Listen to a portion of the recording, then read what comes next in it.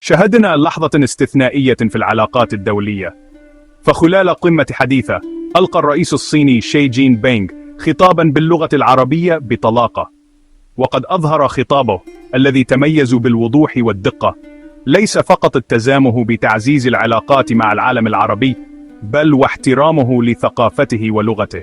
وقد قوبلت هذه الخطوة غير المسبوقة بإشادة واسعة، مما يبرز أهمية التفاهم والتعاون المتبادلين في الدبلوماسية العالمية. ويؤكد اتقان الرئيس شي للغة العربية على تفاني الصين في بناء شراكات دولية أقوى وأكثر شمولاً. حقاً إنها لحظة تاريخية في سجلات العلاقات الدولية. أهلاً بكم.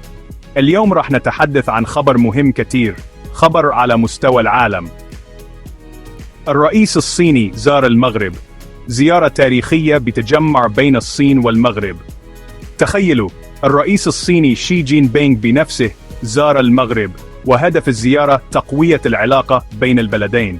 طبعا المسؤولين المغاربة استقبلوه بحفاوة كبيرة، وتم توقيع اتفاقيات كثيرة مهمة جدا في مجالات الاقتصاد والثقافة. الزيارة هذه بتأكد حرص الصين على تقوية التعاون مع الدول العربية، وبتفتح مناطق جديدة للشغل مع بعض.